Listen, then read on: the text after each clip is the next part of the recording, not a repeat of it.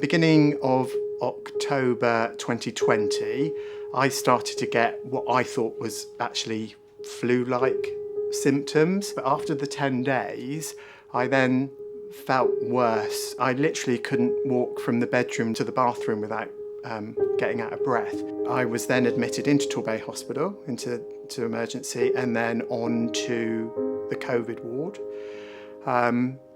Not appreciating quite how poorly I was. Not being a clinician, I was in a bay of 4 beds, and sadly I was the only person to actually walk out of that ward.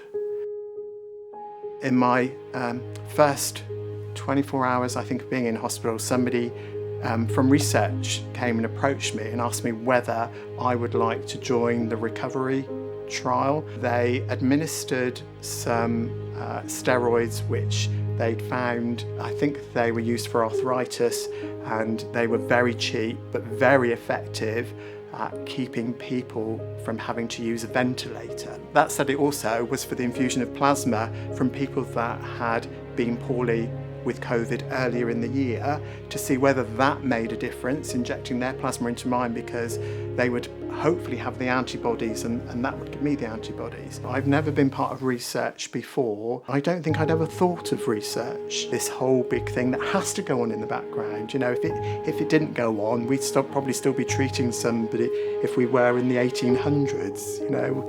If anybody asked me to join any research study, whether I went in with a poorly finger or with COVID, then absolutely. You're part of a trial, but you wouldn't be having it unless somebody had thought, actually, that's going to be doing good, and it's been tested previously. So I think if I can do my bit whilst being in hospital, if that helps me, that's brilliant. If it helps somebody else, that's brilliant. Everybody should sign up to trials wherever they're given the opportunity, because it is for the greater good.